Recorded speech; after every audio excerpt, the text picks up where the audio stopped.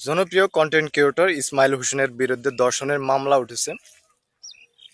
এই ইসমাইল হোসেন একটি কিশোরীকে বিয়ের প্রলোভন দেখিয়ে সেই মেয়েটির সাথে অসংখ্যবার অবৈধ সম্পর্ক করেছেন। সেই কিশোরীর মা এই ইসমাইল হোসেনের বিরুদ্ধে ধর্ষণের মামলা করেছে থানায়। পুলিশ এই ইসমাইল হোসেনকে ধরে নিয়ে গেছেন জিজ্ঞাসাবাদের জন্য থানায়।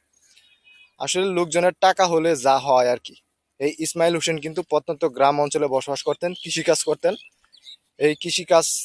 কৃষিকাজ ছেড়ে তিনি কন্টেন্ট বানান হঠাৎ করে। সেই কন্টেন্ট মানুষের কাছে জনপ্রিয় হয়ে যায়, আর সেই কন্টেন্ট থেকে কিন্তু সে ইনকাম করা শুরু করেন। আর ইনকাম আসলে লোকজনের টাকা হলে যা হয় আর কি। সে ভাবে যে টাকার বিনিময়ে সবকিছু করতে পারবেন, টাকা দিয়ে দুনিয়ার সবকিছু কিনে নিয়ে যেতে পারবেন। আসলে লোকজনের টাকা হলে এই ধরনের বিমূর্তি তাদের মাথায় ঢুকে।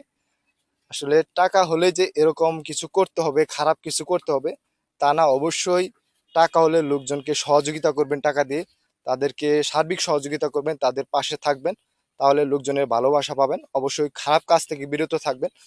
কিছুদিন আগেও আমি দেখলাম যে জুনিয়র সাকিবের বউ জুনিয়র সাকিবের লটকন গোড়া গাছটি কেটে দিয়েছে। আসলে এটা শোনার পর আসলে খুবই খারাপ লাগলো। আসলে অবশ্যই টাকা হলে ভালো কিছু করবেন, খারাপ কাজ থেকে বিরত থাকবেন। অবশ্যই সেই দোয়াই করি, অবশ্যই ভালো কিছু করার চেষ্টা করবেন, তাহলে লোকজনের ভালোবাসা পাবেন।